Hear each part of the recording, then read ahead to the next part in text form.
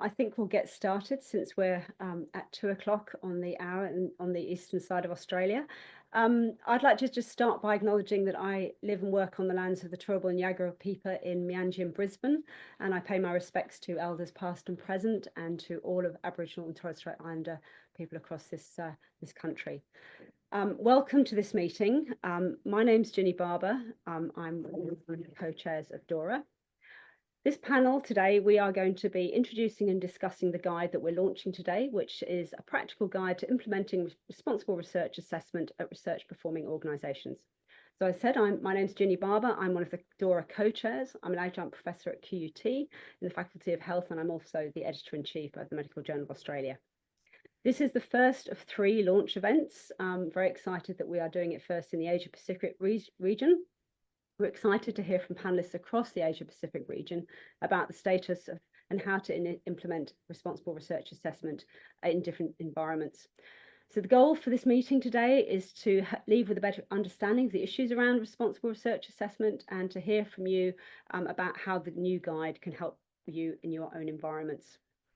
So the plan for the meeting is that I will briefly talk about DORA and the guide, and then we'll hear from our speakers about the reflections, how they see this might work in their environments and the particular utility of the guide. And there'll be an opportunity to ask questions from the audience, so please start thinking about those now. So just before I introduce our speakers, I will just some housekeeping. As you can see, we're in a meeting format, not a webinar, so please keep your microphones off. You're welcome to keep your video on if possible, because I think that it creates a really engaging environment. Feel free to use the chat function for relevant comments and questions, and you're welcome to also share resources that you have, and we will post resources there ourselves. As I said, we'll be open for questions after the panel, so please keep them coming, and Janet and I will monitor those. So with me today managing this meeting is Janet Catterall. So Janet is Senior Project Officer for Open Access Australasia, and she supports DORA on special occasions like today. Thank you, Janet. Janet, as I said, will keep an eye on the chat, help me with the Q&A session. If you have any technical issues, please message Janet via the chat. So now I'm going to introduce you to our panelists. So first off, Dr. Moumita Koley. So Moumita is a key voice in global science policy and research innovation from India.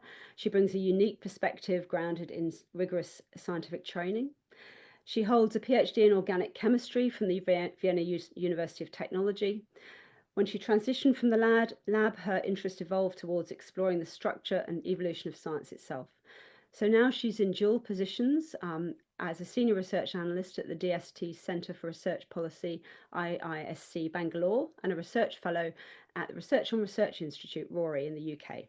She serves on the steering committee for DORA, the IAU Open Science Expert Group, and the 2025 Open Access Week Advisory Committee. And she recently advised the International Science Council on the future of scientific publishing. From Japan, Dr. Yu Sasaki is a research administrator at Kyoto University Office of Research Acceleration. Drawing on insights from international trends in research assessment, she fosters a globally engaged research environment on campus and actively promotes academic diversity in addition to encouraging international academic collaboration, particularly with India. She's especially appointed as an associate member of the subcommittee on research evaluation under the Science Council of Japan. She contributes to shaping national discussions on responsible research assessment. Her work extends beyond her institution, actively connecting with networks of research managers and administrators to advance RRA practices. She holds a PhD in political science, and her career includes experience at the Japan International Cooperation Agency, India office, contributing to her long-standing engagement with international cooperation and academic exchange. And then joining us from China, Dr. Fang Xu is a professor of research evaluation at the Institutes of Science and Development with the Chinese Academy of Sciences.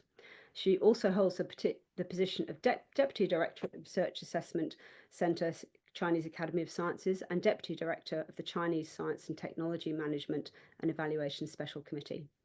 Dr. Xu has dedicated herself to the theoretical and methodological evaluation of research evaluation for over 15 years. She has completed multiple consulting reports on research evaluation, which have been highly recognised by Chinese national leaders. In addition to her domestic contribution, Dr. Xu serves on the DORA Steering Committee, is a member of the International Networks of Research Management Society of Research Evaluation Working Group, INORMS, and a panel member of the Elsevier International Advisory Group. So thank you to you all for joining us. We are really thrilled to have you on the panel today. So I am going to now share a little bit about DORA and the guide that we are launching today.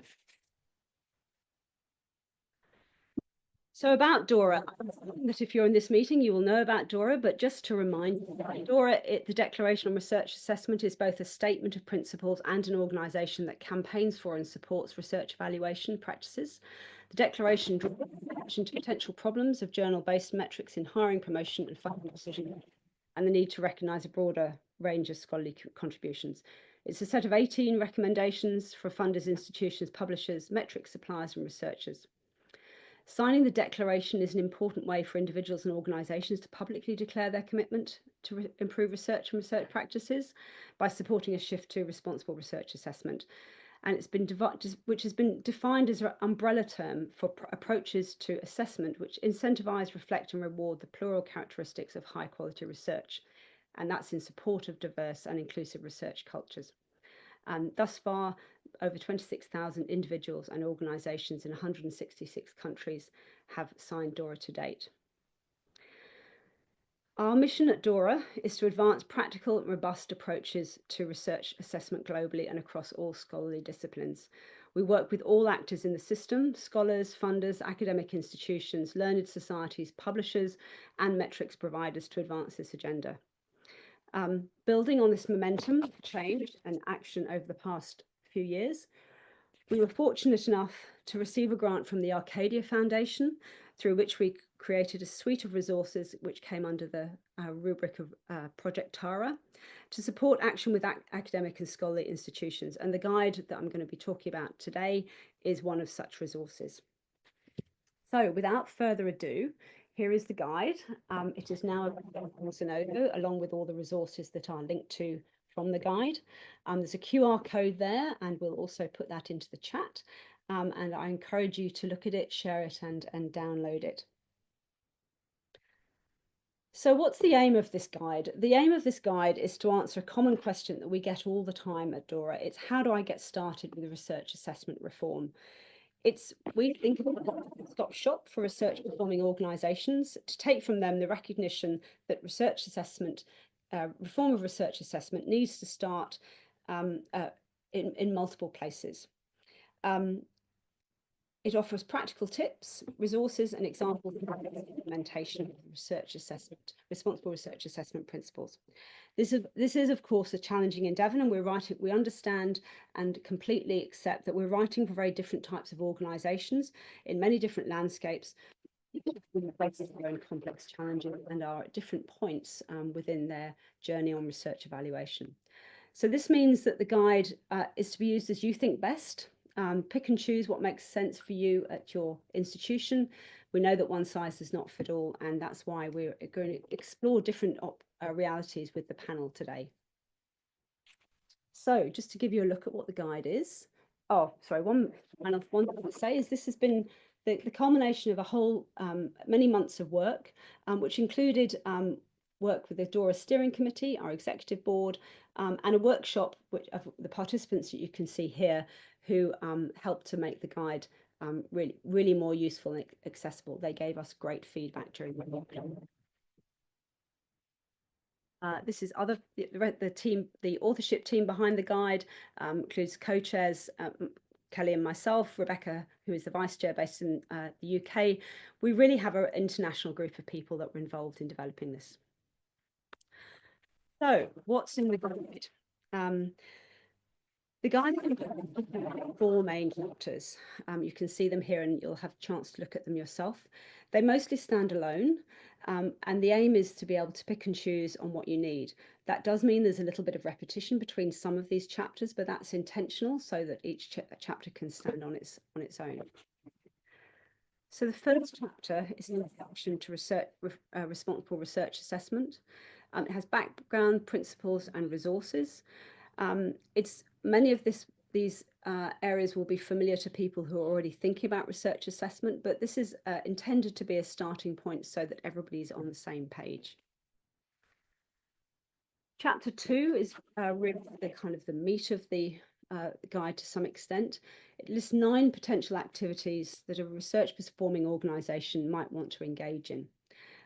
The activities are ordered and numbered just for the sake of clarity. But one thing that we feel very strongly about is that these do not need to necessarily reflect the order that you will do your research, think about research assessment for in your particular institution. You don't have to do all of them. You definitely don't have to do them in the order, and it's not intended to be prescriptive. So chapter 3 talks about 4 key moments in research assessment and what types of intervention you might think of at an institution in each of them. Of course, there are other key moments that you may well want to be aware of, but for the purposes of this guide, these were the ones that we initially identified. We have tables that are like a menu of options in what we've seen institutions doing from across the world. Chapter 4 highlights global initiatives that relate to research assessment. As you know, there are many diverse groups that are working on this, and many of these are you'll be aware of many of them, and we know that institutions across this region and globally are involved with each of these. We see a strong relationship between open science, community engagement, societal impact, and these can absolutely be integrated into your work on responsible research assessment. We feel that the work that all of these initiatives are doing are aligned and move us in the same direction. We also feel that we know that there are many individuals who work across multiple of these types of initiatives, and we'd encourage you to collaborate as much as possible in moving research assessment forward. The final thing to just say about the guide is that we are also launching 3 new case studies. These were created as part of the work for Project DORA, and they're linked out from the guide. There's one from Kyoto University in Japan, from Aalborg University Hospitals in Denmark, and one from the University of Calgary. They are really key. All of these case studies we find are immensely helpful to institutions that are thinking about reform of research assessment in their own areas, because it helps you to understand and think through what other organisations have done. These all live in our repository of case studies, and you can explore many others of these. And in fact, we are also very keen to hear about other organisations that may want to be interested in communicating or contributing to the case study network. Okay, so that's a quick trip through all of the things that through the guide. It's very much not intended to be prescriptive, but I do hope that you'll have a chance to explore it and to pose some questions to us. So I'm going to stop sharing now, and then we will go to the panel discussion. Okay. Hope that everybody was able to see that, and we've got our panelists back. All right. Okay, thank you everybody for agreeing to be part of our panel here today. You're all 3 experts in reform of research assessment in your own areas, and you've been leading initiatives in your own countries and organisations and involved with DORA. So thank you for what you do, and I'm really grateful for you for giving us your time today. So I'm going to start with Moumita. Now, Moumita unfortunately has a sore throat, so is going to be sharing some slides with us just to save her voice, but feel free to also jump in. So Moumita, I'll kick off with you. So could you just share what you feel are the main benefits of implementing responsible research assessment in the Indian research system? Yeah, thank you so much, Ginny, for your kind introduction. And also, of course, I feel very strongly about this guide that it will really be helpful. Now, coming to your question that why it is so important that we need this guide, and overall why we need responsible research assessment practices in India. Because it's exactly what the DORA declaration or London manifesto has shown us, that if you are going to be so much reliant on the evaluative bibliometrics like the journal-based metrics to evaluate your research, you are gonna be somewhere which is a pitfall, and that is exactly what we are seeing currently. in our country. And that's why the slides, because I just wanted, of course, because of my throat, and also to show you that what's going on in research assessment in India. Uh, See, actually, it we were always been a very peer review driven system, but of late, maybe in last 15-20 years, uh, journal publication has become the sole measure of research performance. One, for example, the National Institutional Ranking Framework, which is now quite popular. It's a voluntary ranking by Ministry of Education, but it's very popular. Everybody wants to jump into the ranking scale there. Some top institutions, which are always top, is doing fine, and they are not into this gaming system. But many others are just focusing on increasing their number of publication. They are even doing citation manipulation, and there are many such practices. Currently, peer review is really, really driven only by evaluative bibliometrics. And unfortunately, also the practices of giving incentive for publishing in Q1 journal is not panning out to be a very good practice. And then there are problems that everywhere we see only a cheering of H index, or even this 2% list is of 2% global researcher list, whatever you call it, is becoming so popular. And overall, what are the consequences that we're seeing currently? In last 2-3 years, this has proliferated a lot in the country. For example, if you see this year Times Higher Education ranking, when it was showing that, okay, which are the best institution in India in terms of doing research?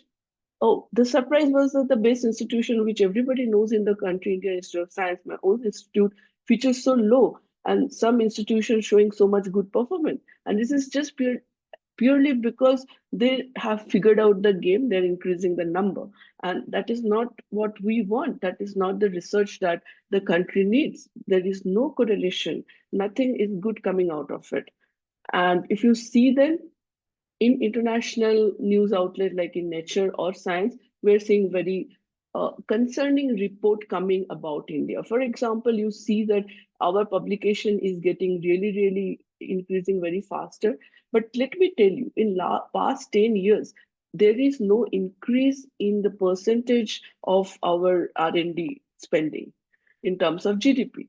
So we are really in stagnant. So how is it happening? And you see the consequence. We are seeing so much of retraction. And mind you, that retraction is just tip of the iceberg of um, all the bad practices that we are seeing in journal publication. And also, there are so many more news. I just showed these two last year in 2023, 2024, and 2025. Also, science is flooded with news from India that there are nasty publications, shoddy publication by Indian institutes. We don't want that. And that's why this guide is important. The first chapter itself tells you what are the pitfalls. And that's what I explained, that this is the pitfall that India is falling. And that's why I expect that the guide will really again tell everyone and show that what is the limitation. And then the recommendations in the guide, through the case study, through the global discussion, it will tell us that why we need to build a different evaluation system which actually give importance to diverse contribution. And we really need to reorient the purpose of research. The purpose is not to just increase the number. And I hope and I really think that the guide will tell our institutional leader, it will show them that how other countries are moving towards responsible research assessment system and what we can do in the country. And overall, another hope that I have, that maybe we would really finally overcome this publisher Paris culture, because in India, to make the thing changes, it cannot be top down. It has to be a cultural change. So I think that through the guide, the institutes which are already started to think about that we need to implement responsible research assessment practices, and the guide will be helpful in creating that space, creating that narrative, and we will be able to like take the guide and make it for our own ecosystem, that how we can use it. I will stop here, and Thank you. sorry about my throat. No, thank you so much. And I'm sorry that we're making you talk so much. That was really fascinating. I feel like what you've highlighted there is that, you know, we have a very serious endeavor that we have to do here. And, you know, responsible research assessment is part of the wider global issue around research integrity. So thank you for highlighting that. I think that's really important insights. All right, I will go to you next. And what the situation in Japan. So what do you feel are the resources needed for responsible research assessment in Japan? Thank you, Ginny, and thank you, Moumita, for the great introduction to, and we actually share the same problems. Thanks to DORA community, we got to connect to each other, and so we share the same kind of concerns. And in Japan, I think probably similar to India as well, there's still a lack of awareness within academia as a whole about the changes being discussed in this community. And but positions like us, like research administrators, keenly following the debate. And this is not because we have a similar kind of assessment system or ranking system as in India or elsewhere. And I'm sorry, my dog is there out, so you might hear occasionally. But yeah, not because we are in the system, but because there's so much emphasis now on the evidence-based decision-making in the policy debate in higher education. And so not the entire RRA agenda, but particularly this metric-centered approach is somehow highlighted in the background of this evidence-based decision-making. And that is the very problematic. And the way it is implemented and also the inserted in every aspects of higher education, we tend to see it as kind of sporadic kind of phenomena.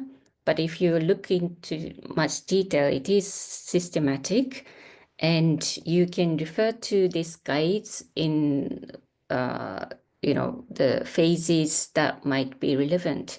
Like we used to see the emphasis of RRA has been in the individual assessment system, like hiring and promotion and tenure, which we thought is not necessarily linked to our kind of, concerns. But actually it is all connected with this approach. So what we need in this kind of situation is that the many case studies like you have in this guide, and also professionally analyzed and with credible evidence, those professional kind of compilation of case studies and analysis will help us, like university research administrators, to equip ourselves to argue against such move of wrongly looking only at the metric-based approach. So I would like to congratulate the launch of this guide for contributing to that. Thank you. Those are great observations. I do hope very much that this guide will raise awareness, but I think your point about the need for evidence-based approaches and the importance of case studies is something, again, that we do understand very much at DORA. So we're delighted to have the one from Japan recently, the Tokyo one, which is one of the newest case studies. And I think that having ones within your own countries will be immensely valuable. So thank you for that. Fang, over to you. Just a question for you. So what do you think are the practical guidances that you could share on advocating for responsible research assessment in China? Okay, thank you, Ginny, and thank you, Moumita, and you for sharing all the experience that's already happening in India and Japan. So I just want to tell that China actually just we are having the same situation. The responsible research assessment, although it is an international phrase, but in China, back to the 2018, we actually started the same the same research evaluation reform. We call it like the 破四维, which is in Chinese character. Okay, the meaning of this 破四维改革 actually shares the same concept with RRA. So that it means we want to overcome the side effects that is caused by the quantitative or the barometric indicators. And we are chasing for a more responsible research assessment, which is more like focus on the research quality, the culture, and the environment. So after I joined the DORA and after I read this round and studied this guideline, I found this is quite helpful for us to, on this way, go to where we're going to be. So refers to the practical measures or the guidelines, I would say, after reading or studying this guideline and also combine it to what's happening in China, I would say there should be at least 3 points we may study or we may learn from the guidelines.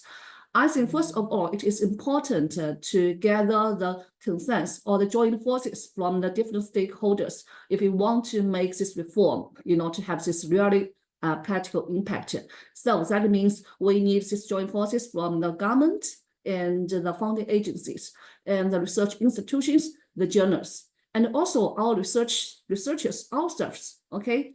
And I think we can like form an alliance and we can have this dialogue, and we can have more types of interactions and exchange our opinions on this problem. So this is not only shows the importance we take care, okay, we'll pay attention to this problem. And we can also to continuously, to have this dialogue, to have this talk, to exchange our opinions, so we can finally to make a consensus about this reform, its importance, and we can go forward it. So that is first point. And second, I also noticed that in this guideline, it's mentioned about to have this pilot studies. So because, before you have this, to have this in a wide range. China also having this reform. So we take it step by step, okay? So you don't want to do like a big move because you don't know how people would react. So, but we've already know like RRA is like the future of the research assessment is like what we should do, but that is the direction. We are quite clear about it. But the thing is that how are we going to get there? I mean, what is the path road? What is the pathway? We don't know. At different scenarios, after the different situations, I mean, like the institutions, which is already like the international leading research institute or the university, or if you are just a university, you are just at a medium level, or like researchers, if you are just at your starting point, or whether you've already established researchers, actually you are facing the different kinds of research assessment. And usually to do it, separately. So that's what I mean. We need to do it pilot by pilot, okay? So we're doing these pilot studies and we gather this experience and we know what we're good at and we're not good at. So in that case, I think we can just gather this information to make a rich knowledge. So we can just know, okay, that is the way we're going to find out. That is the way, or that is the problem we're going to avoid, through these pilot studies. And finally, I think there is also one more thing we need to, if we want to make this RRA in a real practice, is that as the researchers in the research assessment, I think it is always important to keep study on the theory, on the method, on the practice of RRA in the real cases. Because when we talk about it's one thing, but if we want to do it, to have it practical use, that is different things. That is we may have this international joint knowledge, international joint wisdom, though we can develop this method, these indicators, these tools we can go to use. This is exactly like DORA has done already in this DORA project. I think this is a nice library that people can search. People can find a good examples. What is good examples? What is studies I can learn from it? So like we need to keep on working on it. Then with all this information, I think this can really help us or to guide us. And also like research management can show them the way. Okay, so if you choose not to use indicators, then we're going to tell you what is a good way, what is your another choice to do this way. So I think that is all my comments about this practical guidelines. Yeah, thank you, Ginny. Thanks so much, Fang. That's really insightful. I feel like the idea that the understanding that we need to move step by step and the importance of kind of international examples is a really good one for us to learn from. I think particularly the idea that, you know, this is not a one size fits all. Yes. So thank you all three of you for that. I think that gives us a really good outline of what the landscape is across your different countries.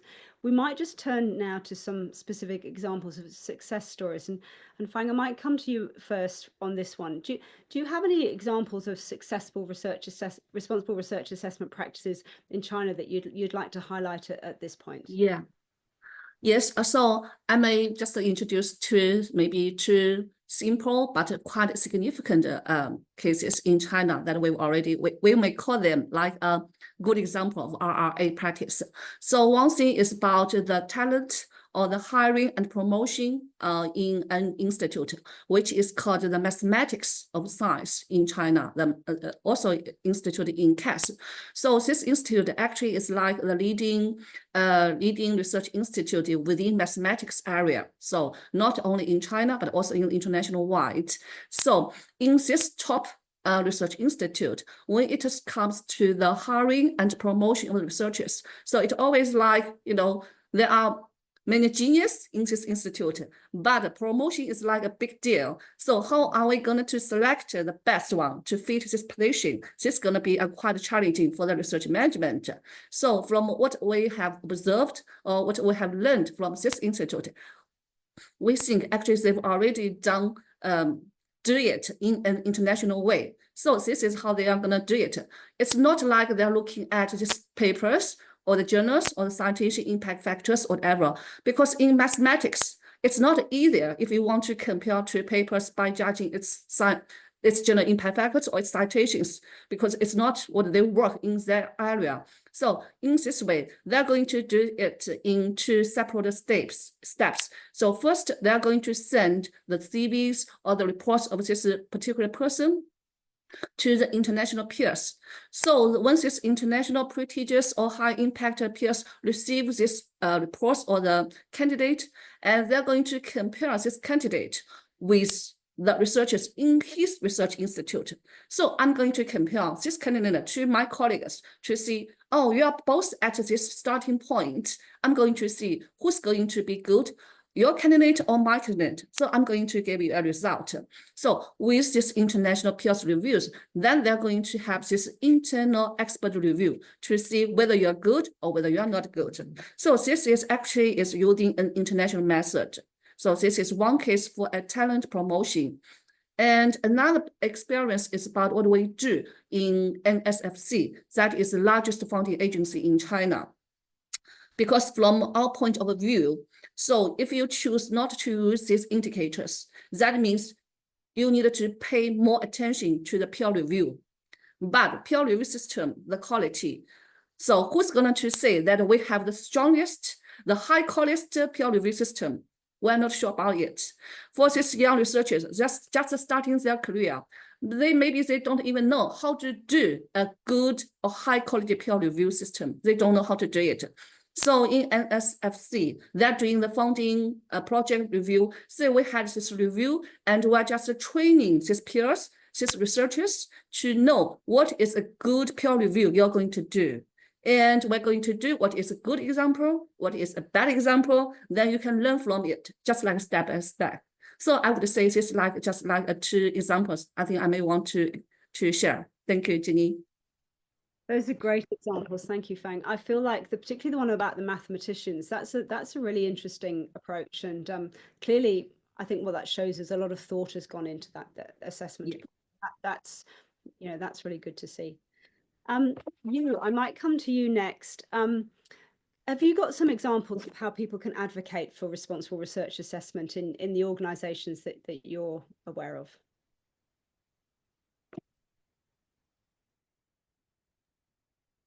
Thank you. And well, I do not have a good example of this much, but in our case, I think the key is to create or join a community of like-minded people and share your concerns. And if you can speak face to face, I mean, even online, you realize that even the cases listed in this guide, if you're in it, the reality is not that much different from your case. And of course, we also do not have the great successful case within our university also, but I think just sharing that understanding of what should be the good model, but what it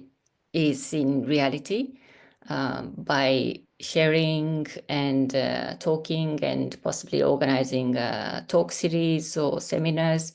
And then within that dialogue, you might be able to strengthen your capacity and also understanding about these issues. And so having, when you do that, it is also helpful to have a concrete example in your context within your country or within the university context for in a case. That would be always helpful for the shared understanding and maybe having more commitment to these specific topics. Yes.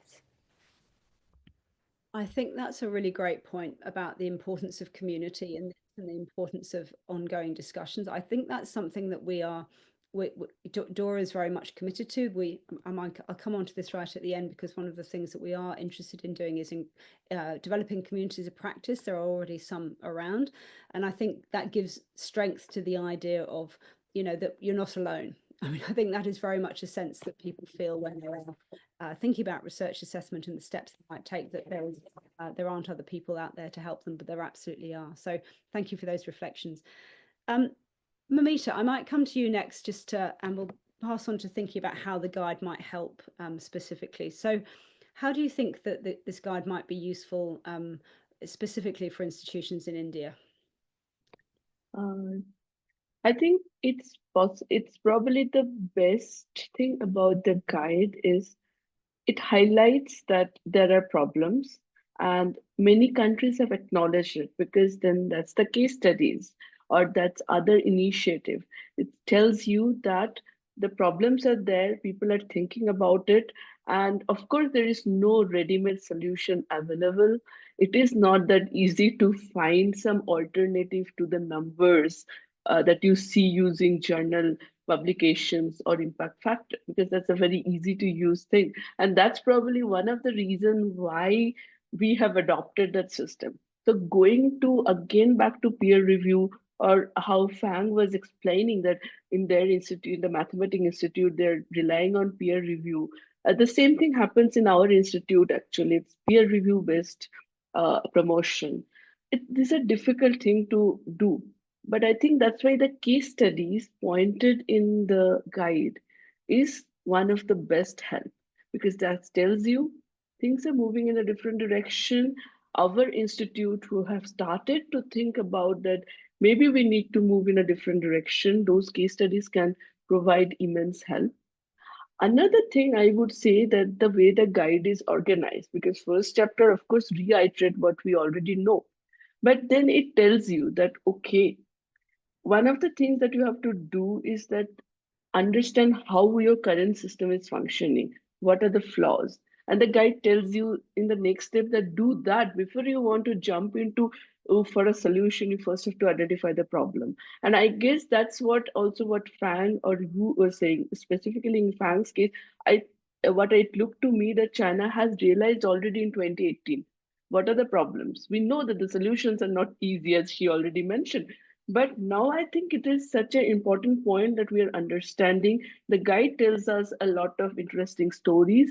And now it's the community that all of us and the researchers, we have to come together and try to see what are the things that can work for us. Maybe not everything will be the same for every country, but still it's a global science system. When I say science, that includes social science, humanities, everything.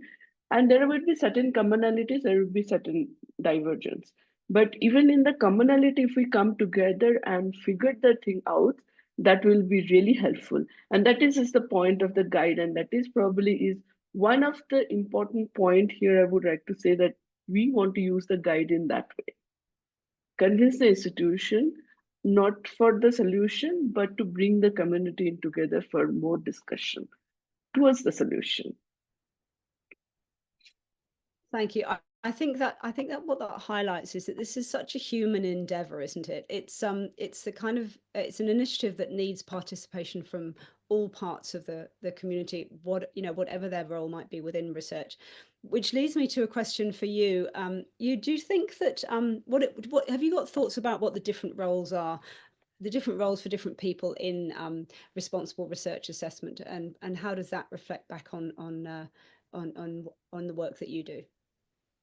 Yeah, thank you.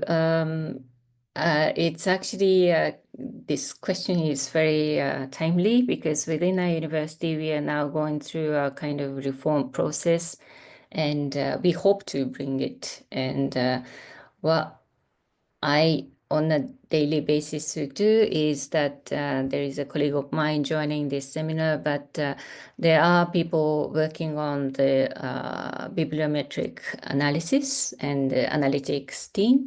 So we, on a daily basis, we talk a lot, and we also need to understand their expertise and what is possible in this bibliometric analysis, because that gives strong, credible evidence to the things that we want to do.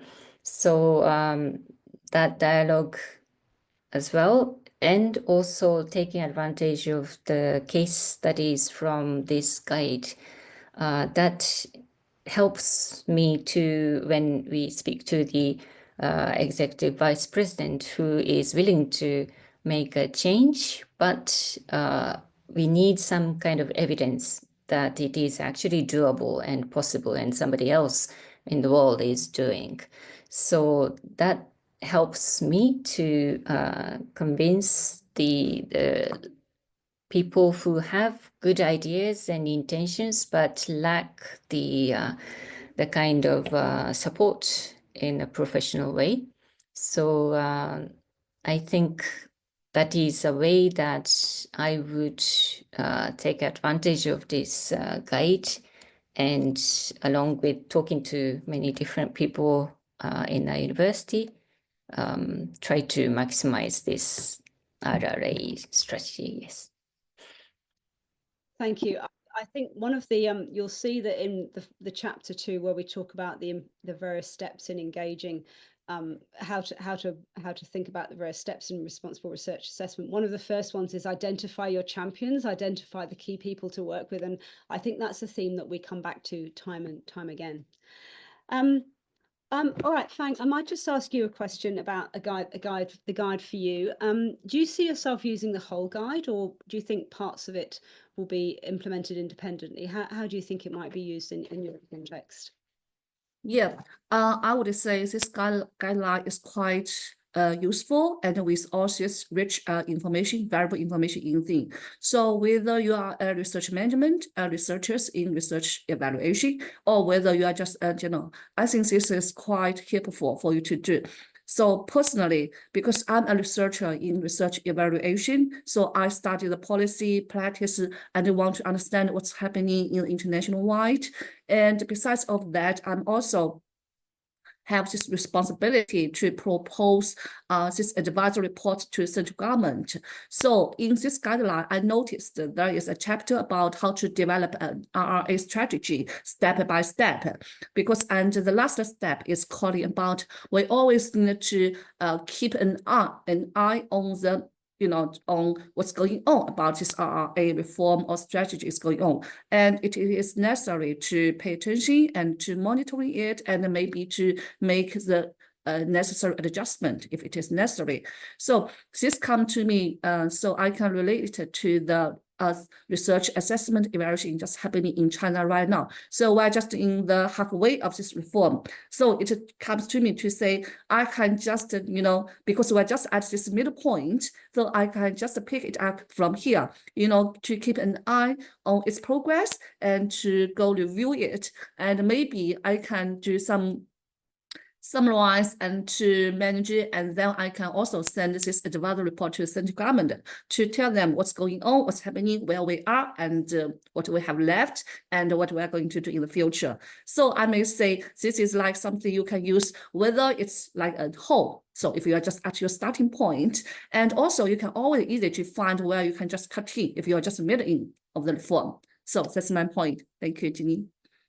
Thank you, Fang. I think actually what that highlights for me is the importance that this will provide is the evidence to the evidence behind research assessment. And I think I get the sense from it's really important for you to be able to go to institutions and individuals to say, there is good evidence. Yes. Research assessment. So that's really helpful.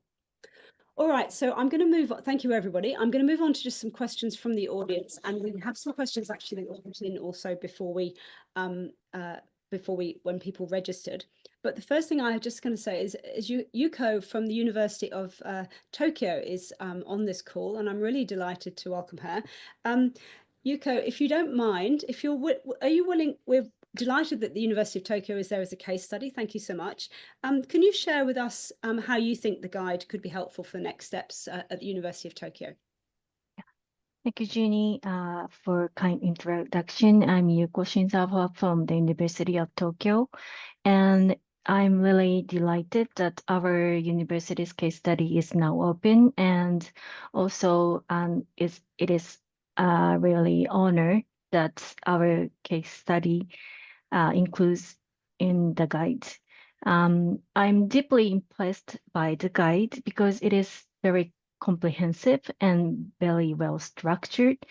I particularly like the thing to think about section on the right side on each activity because it provides practical example of what to consider when taking on specific responsibilities, like me when thinking about signing DORA. The question of how to achieve responsible research assessment as your guide discussion is very big, and sometimes we don't know how to start, where to start. But by framing it a specific question, it becomes more manageable. And as for our university, the question is whether or not to sign DORA. It is very small first step, but very concrete. So we can make progress the discussion. Now, but having signed the declaration, we now find that at starting point again on the ally journey. For us, the guide will be some kind of map where to start or options, as Fang pointed out, because there are many ways other institutions have passed. So that is what the big point, how guide might be useful us. And as I mentioned earlier, farming question concrete makes more than approachable. So I believe that the specific example in chapter 3 will be maybe particularly useful for us. For example, it might be beneficial to consider the current state of selection process of internal hours or research grants.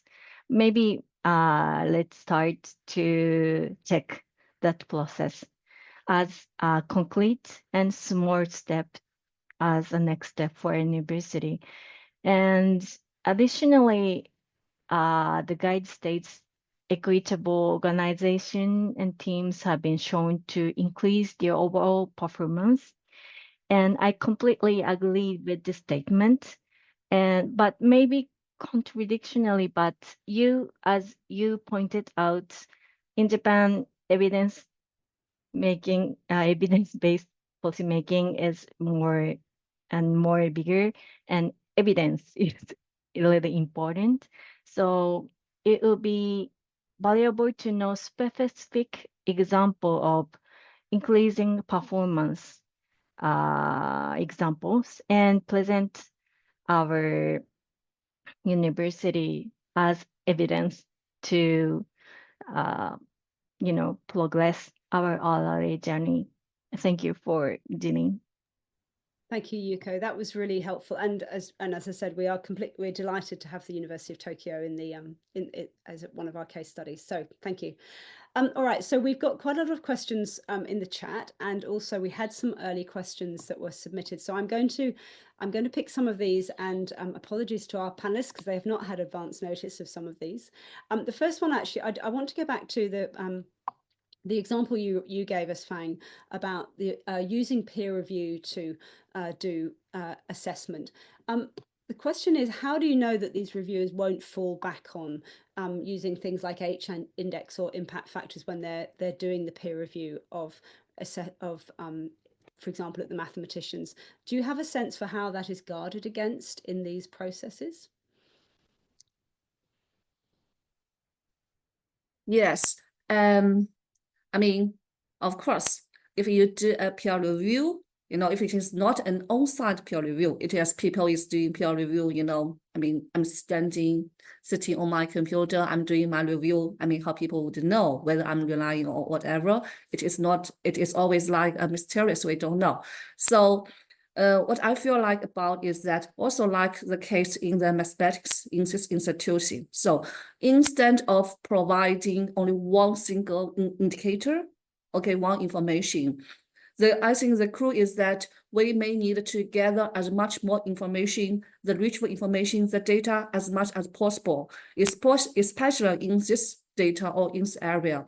I mean, technically, it is much more easier or much more possible for us to collect the data, because if we want to judge one person, to see whether he is qualified to get promoted, it's never easier if you want to judge it by only one indicator from one side. So if we can provide this rich information, so you have this H indicator, if you have other indicator or other information, I think that provided to the peer review, that could give the peers much more information and more comprehensive. So we are just like more confident that the peers can make a better judgment. So that may be my comment. Thank you. It's a complex problem, I know. Yeah. Yes, I'm going to take two more questions from the chat, and I'll take one for Moumita and one for you. So Moumita, the question for you, if I may, is the question is the framework to evaluate the academic and research endeavours for social science institutions, particularly in India. And I guess maybe I might expand that, because often when we talk about research assessment, it's overly focused on the sciences. Do you have any reflections on how social sciences are engaging with reform of research assessment? Okay, yeah, that's a difficult question, because again, India, the research funding, the research discussion, everything is so much focused around STEM. We completely overlook the importance of social science, even in this discussion itself. However, we try to understand this, like asking this question into social science researcher, that how they get evaluated. And our sense is that again, this is just from a very empirical study. They also increasingly getting evaluated based on the journal-based metrics. So that is mostly the major contribution that's the evaluator are looking for. However, impact factor or H-index has not shipped into the social science discussion yet, but number of publication and to some extent the journal reputation, this is still the primary factor even in the evaluation of social science as well. So if this is the case, then we need to definitely develop a more holistic framework for social science as well, which would again include not only the journal publication, but broader impact, because social science, I think you can see even much more immediate, maybe not as a very visible, but still more impact on the society. So we need to develop newer framework on to how to judge social science research. But definitely, again, this is complex. We have not figured that out yet. But the discussion also has not started. But probably the problem has been identified, that social science also going in the same direction, only journal-focused evaluation. Thanks, Moumita. That's a great answer. I completely agree. I think that we do have to make sure we don't just focus on STEM. So good to see that question. I'm going to do one last question and then we'll wrap up. This is for you, and this might be a rather tricky one. It's around the role of university rankings. And the question is that they're one of the biggest deterrences to responsible research assessment. We know that universities are very fond of their rankings. I wonder if you might be able to reflect on that from the Japanese point of view. Thank you very much. University ranking system is like in our case, I think typically the management will look at it as not really interested, but actually very keenly following. And so it is very tricky, as you say. And for many universities, I think only for the sake of attracting international students, they use it as the indicators for the students to make decisions based on that. And for that, it is a very systematic kind of structural kind of problem. So it is not easy, but there are many cases, like recently reported in this article that I shared with chat. So including many Indian IITs are moving away from it, and everyone has different reasons to move away from the ranking, but it is happening in European countries as well as India as well. So I guess we just need to it's not easy, but gradually inform the management about the how do you say, non-transparent way of and also complicated and seemingly manipulative kind of way of methodology that they employ. And the credibility of this ranking system is in general not really well supported, I guess. So we just need to keep informing that to the management. I couldn't agree more. I think that's a really great point to end on. So we're just almost at the top of the hour. So thank you so much for all of this conversation. That was incredibly insightful. I think the things that I would take away from this is the need for communities in moving reform of research assessment forward. I think the need for evidence underpinning all of that. So I really hope the guide will do that.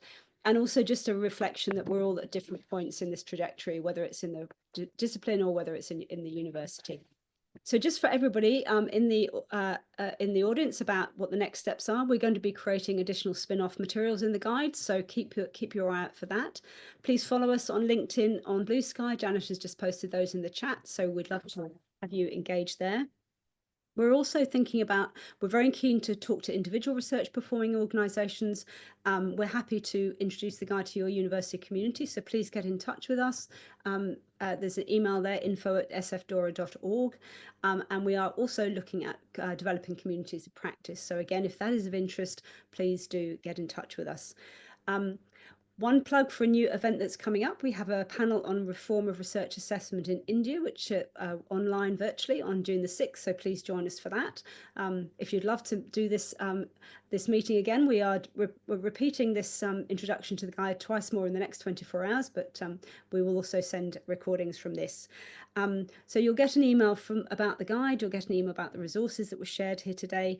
We welcome your participation. Please download the guide, share it, talk to your communities about us, and let us know how we can help you in reform of research assessment. So thank you so much for joining us. Thank you to our fabulous panelists. Moumita, thank you for struggling through with your voice, but you and Fang, thank you for your insights. It was incredibly helpful. Thank you to everyone. Have a great rest of the day, and we look forward to seeing you at our next event.